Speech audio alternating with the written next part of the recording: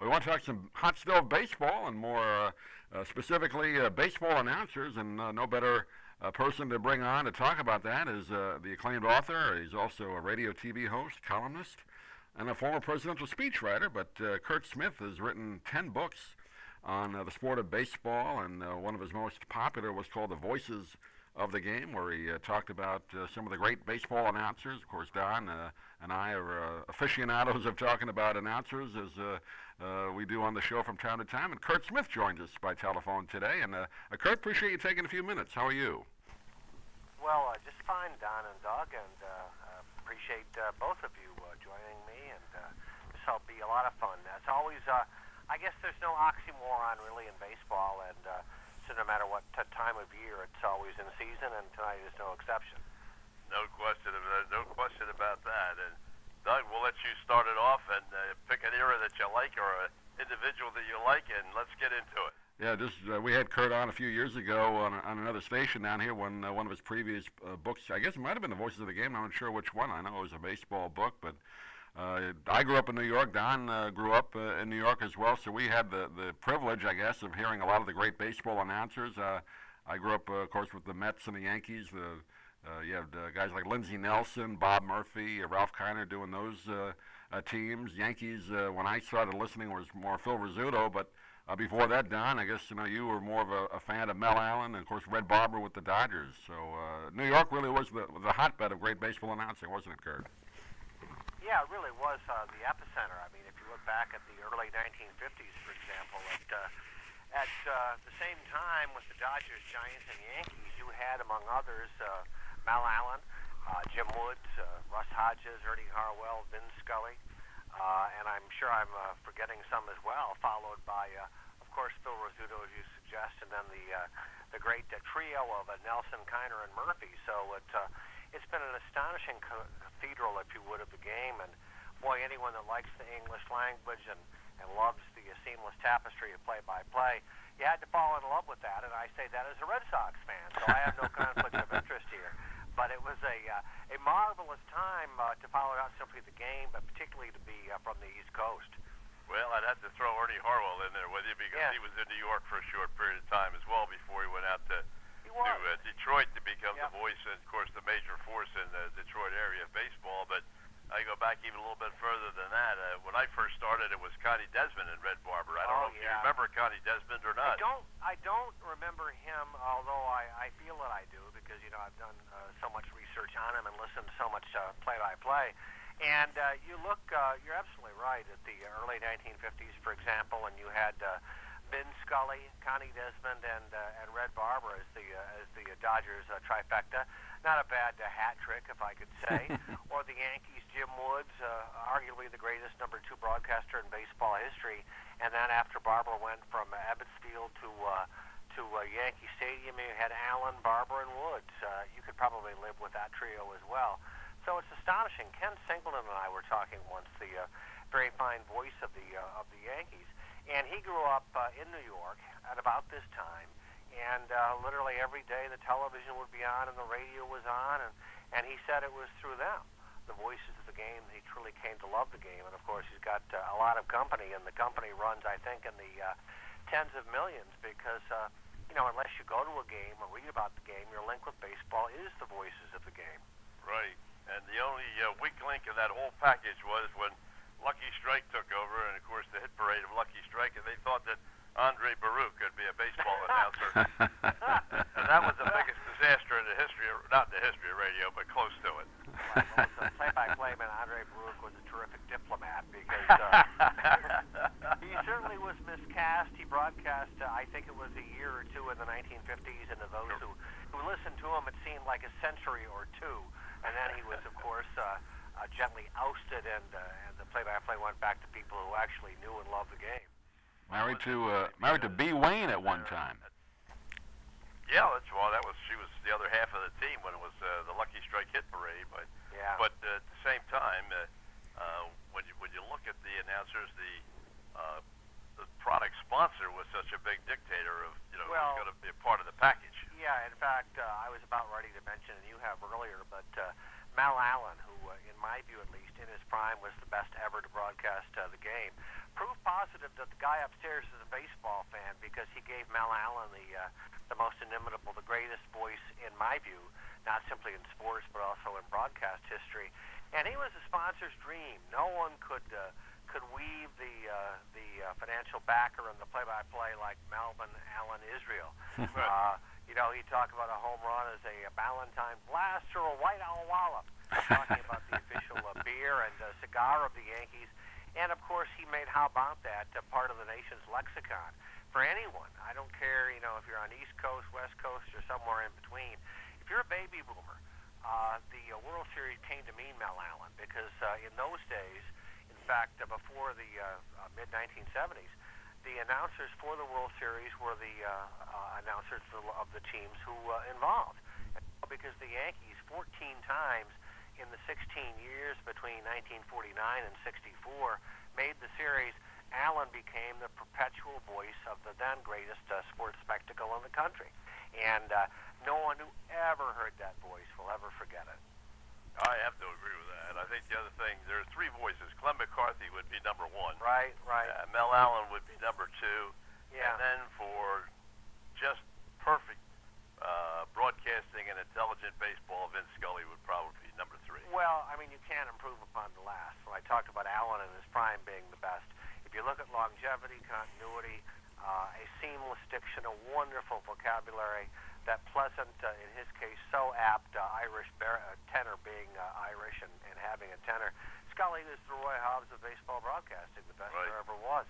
But the voice of Mel Allen, I've written that a florist must have decorated his voice.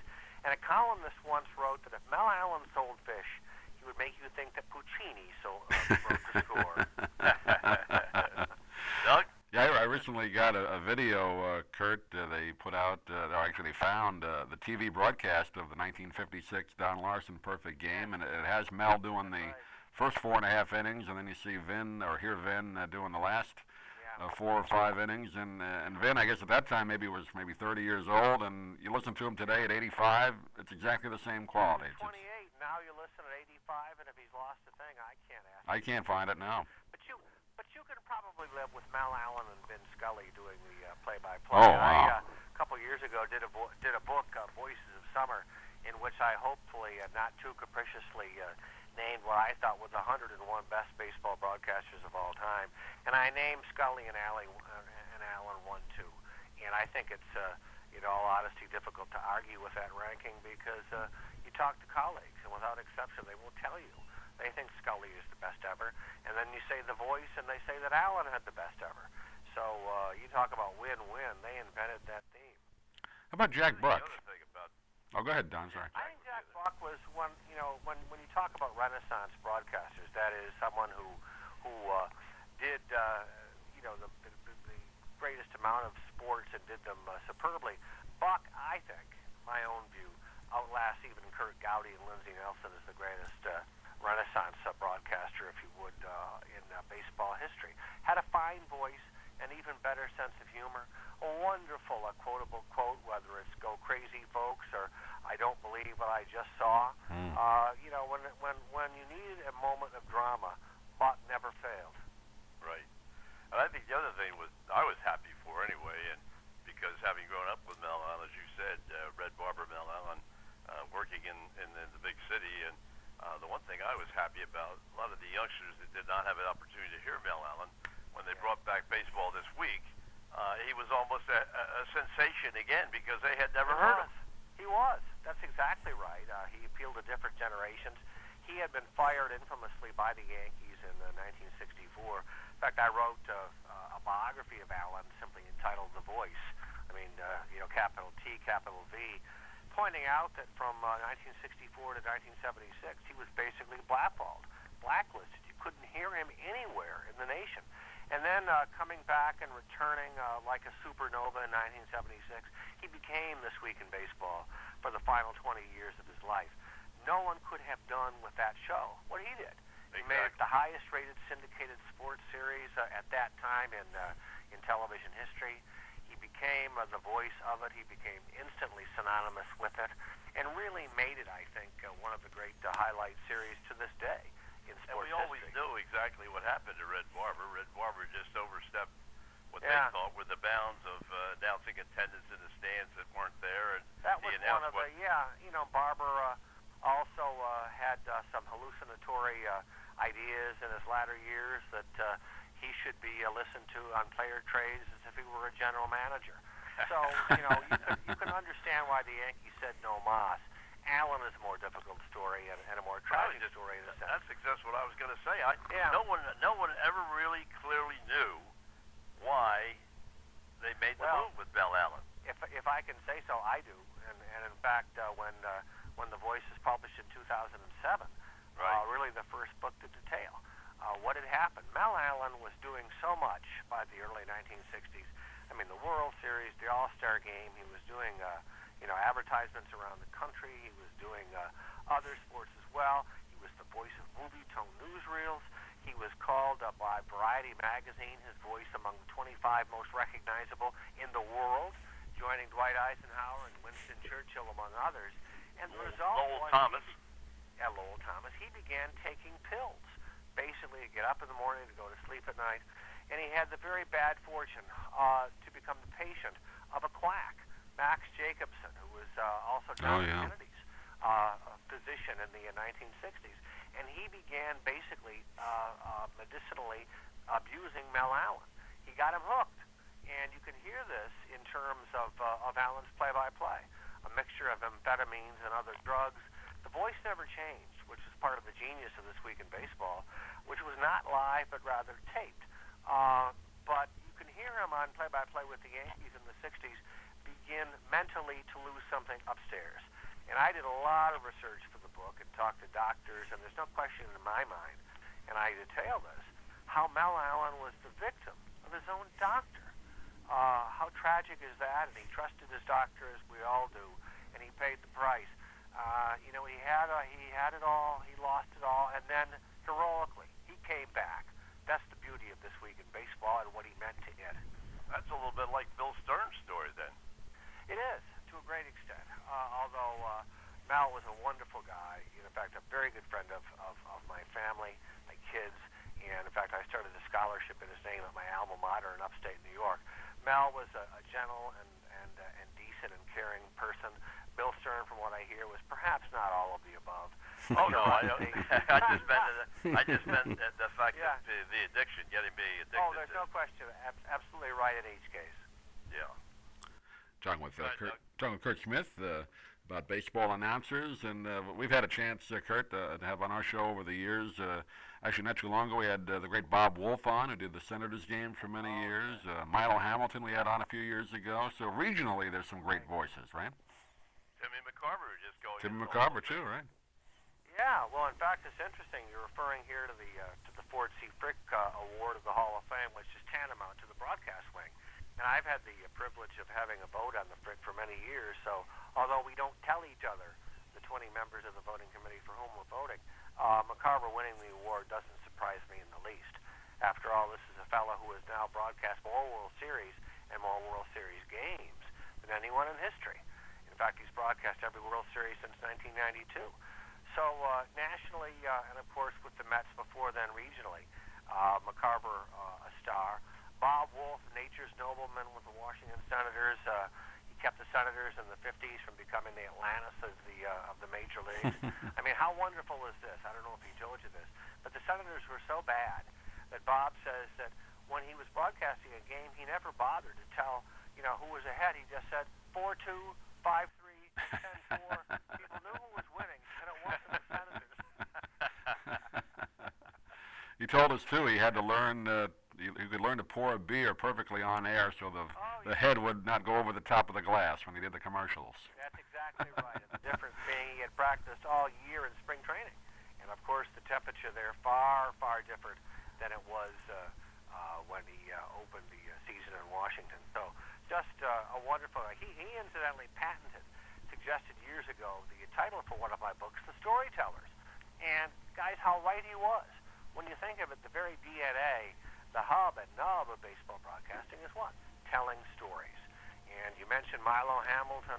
I could ad infinitum recite one broadcaster after another. And they all have that in common, that when the game is 20-2 and away we go, we're not going to give you balls and strikes, but rather we're going to tell you stories. You mentioned my former presidential speechwriting days. Ronald Reagan, who, of course, began his career doing baseball, right, doing recreations in the 1930s, once told me that if you tell a listener 15 facts and one story, he said if the story is told well, it's the story you recall. No question. That was Ernie Harwell's strength. He came out of the South originally to begin with, but he wrote many books as well as becoming a great broadcaster. And his really forte was the fact that he told stories so well. Well, you mentioned books. My most recent book was published in August of this year, and it's an official Baseball Hall of Fame book. The title of it is Talk in the Park, 9 Decades of Broadcast Tales from the Baseball Tales from the Broadcast Booth. Picture of Ernie Harwell on the cover, dedicated to W. Ernest Harwell, and a chapter on Ernie Harwell, paraphrasing from Oscar Wilde, The Wonder of Being Ernie. I'll tell you, he was just a wonderful, wonderful guy. I knew him when he was in New York. I really got to know him much better when he lived in Dunedin, Florida in the wintertime, right down from Clearwater. And he spent a lot of time there, and we went to a lot of games, either the Toronto games or Philly games or whatever it happened to be. And he was just a wonderful, wonderful man to be around, and I never heard him say a bad word about anybody. No, I've called him baseball's most beloved man, and I think he is in death like life. And, I've not heard one person basically refute that. To know Ernie Harwell was to love him. Oh. And, pardon me, what was fascinating about Ernie, Ned Martin of the Red Sox once said this to me. He said, you look at a lot of broadcasters and they haven't done anything and in baseball, and they think they're God's gift to creation. Then you look at Ernie, who has done everything. Songwriter, essayist, novelist, other things, including, among others, inventing a can opener, being baptized in the Jordan River, and being the only announcer ever traded for a player. And Ned said, you never, ever hear an immodest word from him. And I think that's why he was beloved. He truly was. I mean, you talk about Ernie never saying a bad word about anyone else. I have never heard anyone in baseball say a bad syllable about Ernie Harwell.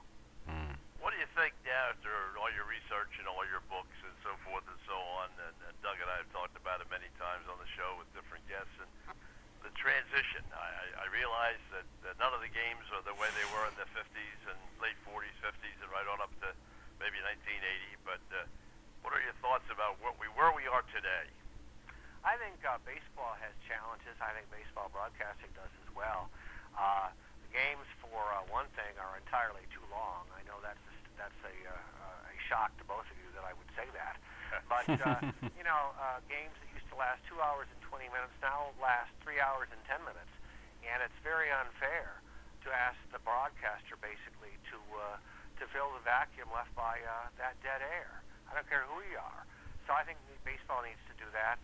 I also think baseball has become caught up in for lack of a better term, the statistical craze, obsession with numbers. Vin Scully, as only he could, said that broadcasters who overdose on statistics are like drunks with a lamppost. They depend on it for support, not illumination. Isn't that a wonderful line? That is so a great true. line.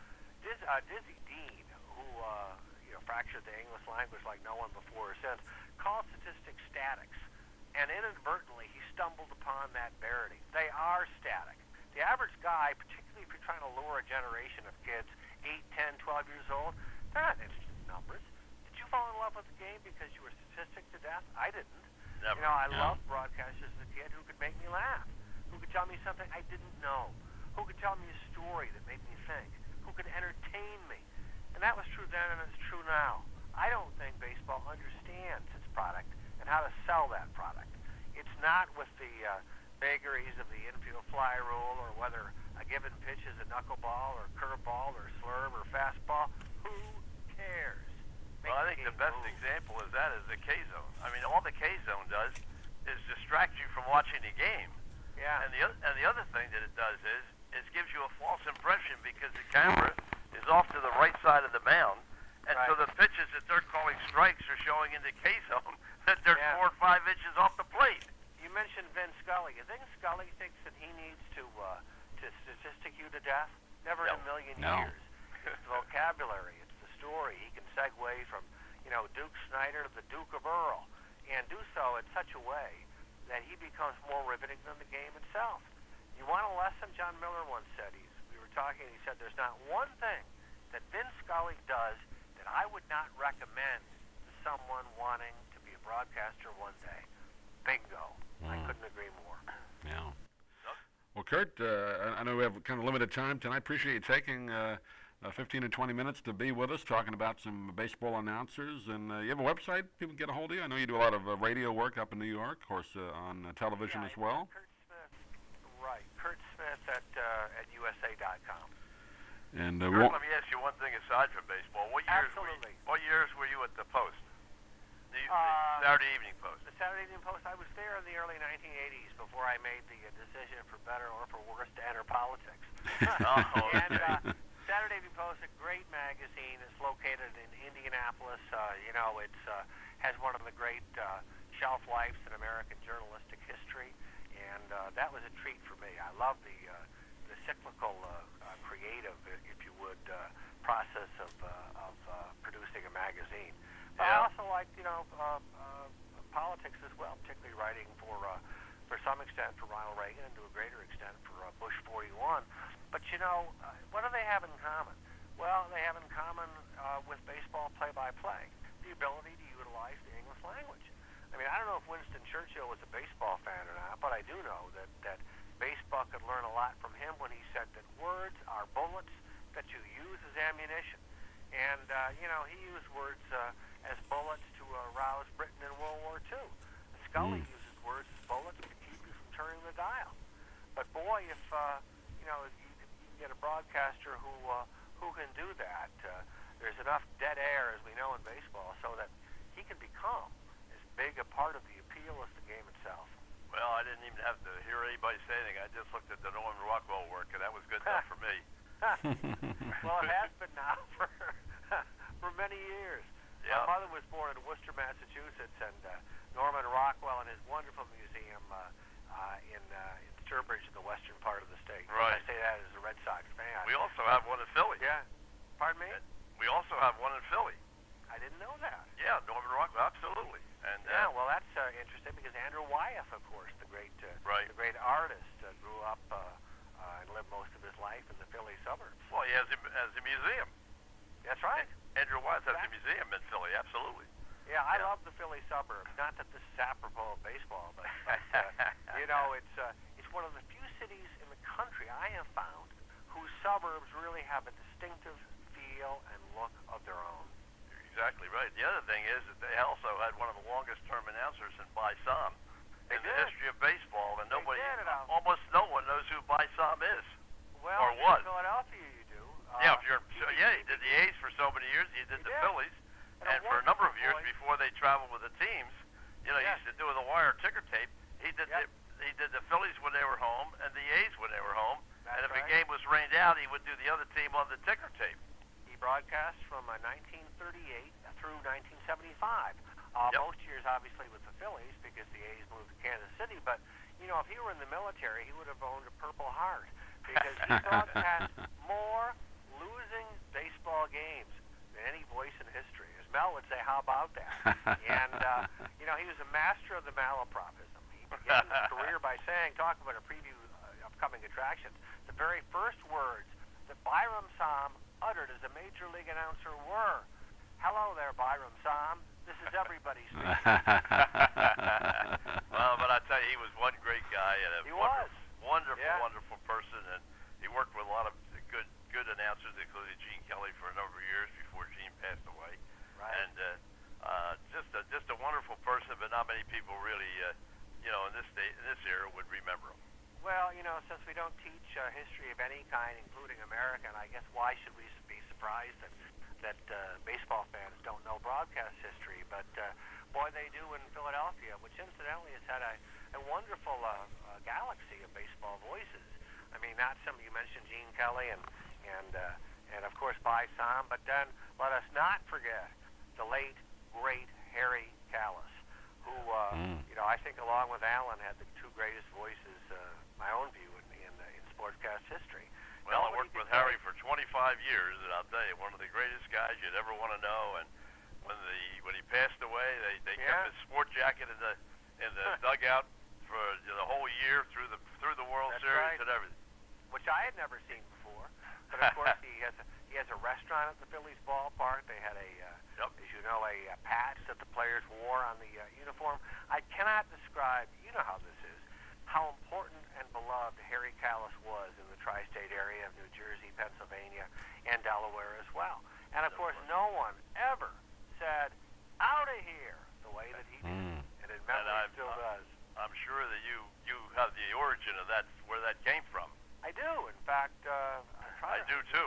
It was either Greg Luzinski, was it Nope. not, in batting practice? No, nope. Larry Boa. Larry Boa, that's right. Larry Boa would stand behind the cage when everybody said, "He's out of here, out of here, out of here." And of course, Harry picked it up standing down there, and we laugh at him. And I worked with Larry for a number of years, and I kid him about it all the time. I said, "You ought to be getting residuals here, because he used your line more than anybody in baseball." One of the great memories that I have, this would have been 2008, and for several years I did for XM Radio a series of one-hour shows, Voices of the Game, from the Baseball Hall of Fame. The last guest I did in that series was Harry Kalas. Oh. He was driven up from New York to Cooperstown. We had a wonderful dinner, and then of course the 60 minutes itself of the show. And of course, we haven't even begun to talk about broadcast synergy and chemistry. I think they invented the term, did they not, when Harry and Richie Ashburn held sway? You know, you talk about two friends of yours at the nearest bar, and you know, Harry kidding Whitey Ashburn, and Ashburn kidding Harry. Harry was a minister's son, who I think it's fair to say did not exactly live a minister's son life. No, he did not. As Harry would be the first to say. But the marvelous repartee back and forth. You know, everywhere we hear broadcasters trying to feign intimacy, trying to say or convince you sitting at home that broadcaster A and broadcaster B are really the best of friends, and of course they don't fool anyone. Well, in this case, they were the best of friends. You're right. Two things I could tell you about Harry Kalas and Richie Ashburn. Number one was that they were, from the day they began, they were the best of friends and when Whitey died, Harry lost something. I don't mean in terms, it was something he could never bring back. And the other thing was that people didn't recognize that Whitey, we'd be in the third inning and Whitey would say, "Harry, that number 24, how long has he been on this team?" Harry said, "Well, we brought him up a couple of days ago." Whitey never knew. Whitey took great pride in not doing his homework. That's right. Because, as was said to me in this book, A Talk at the Park, a number of stories by Philly announcers, about Philly announcers, both living and dead. And one of the stories referred to the fact, which Harry himself referenced, that except for Ben Franklin, arguably, that Richie Ashburn may have been the most beloved Philadelphian of all time, which covers a lot of ground. And then the story says Whitey knew this, knew of his popularity, knew he could say whatever he wanted, and therefore he did. And you know, the other thing was that, and Timmy McCarver will tell you this because Timmy worked with us as well, and he'll tell you the one thing that Whitey would always say, you know, if you don't have anything to say, don't say anything. That's right. I mean, that was a motto that Red Barber believed. If you were with Red Barber, you didn't speak till Red pointed to you and told you to speak. Well, you didn't have to do that with Whitey. If he didn't have anything to say, he didn't say anything. Well, it's interesting because had a great sense of humor, as all Phillies fans know. But you know, McCarver, as you know, was a bon vivant. He would take upon himself the role after a game or on an off day of arranging a dinner and where you would go and what wines you would have and all of the rest. And from time to time, Ashburn would go. But ordinarily, he would stay in what he called his suite, by suite, which of course was one hotel room. And he said, "I'm going to spend the night reading a book and being entertained by the most interesting person I know, me. I'll tell you, Doug, it's a shame you never really got to know him. He was one of the... I know. And I'll tell you, not only that, not only was he a great baseball player, but he was a great squash player. We played tennis on the road. We played tennis all the time. He was an outstanding tennis player. I'd say, he was probably an A-club player. And we'd travel around, and just a wonderful... He wasn't a great golfer. He wasn't a great... That's one thing I would say. Not a great golfer, but everything else he could... We mentioned the magazine Saturday Evening Post. Right. And when Richie died in 1997, you will remember the eulogy that they had for him. And who gave the eulogy? It was Harry Callis. Yep. And he said, and I think I've got this phrase verbatim, he said that Whitey Ashburn was an old Saturday Evening Post cover come to life. Now, isn't that a marvelous way? That is. Well, that it's is, true of framing Ashburn. That is really terrific. No question about it. And he was just... He was...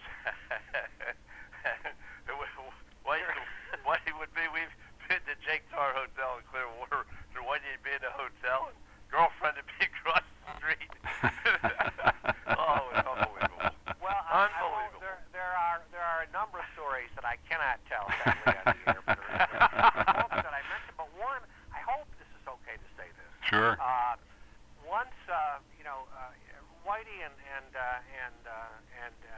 Harry got to talking about baseball bats, and how a hitter would become very protective of his baseball bat, particularly if he's on a hitting tear. Right. And so Harry, who of course was the straight man, he would always set Ashburn up, and he would say, "Hey, Whitey, you don't like this?" And Ashburn said, "Yeah." He said, "I got a bat. I'd even go to sleep with it." And Harry said, "Well, that's interesting. You go to sleep with it." And Ashburn said, "Yeah, I've been to bed with a lot of old bats in my day." I'll tell you, his greatest story was a girl in Chicago. I can't remember her name. Whatever. Madge.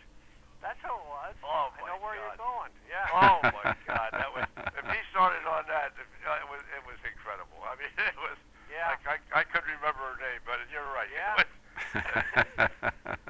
But the days were a lot more fun then. At least I think they were. I think they were. This is what I meant by baseball being clueless as to how to sell his product.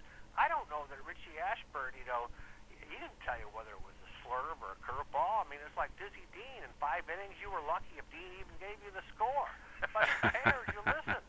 And, here you had Callis and Ashburn together. They'd be swapping tails, and they'd be ragging one another. And it was magic. When I was in D.C. and I just couldn't stand the politics, I had to get away from my own mental sanity.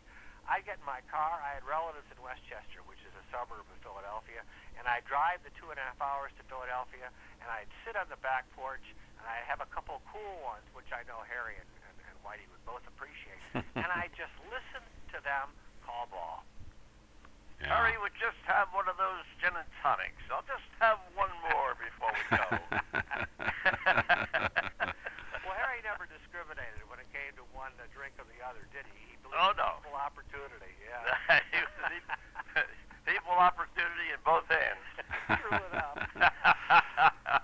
Well, I'll tell you, I really appreciated this half hour. It was a lot of fun, and Doug, I hope we get together again and do a couple more shows down the road somewhere and just reminisce about what it was like and what the great broadcasters of baseball were all about. Well, anytime you'd like. I know we kept you more than 15 minutes, Curt, but we can't stop ourselves when we talk about announcers. I've enjoyed it more than you have.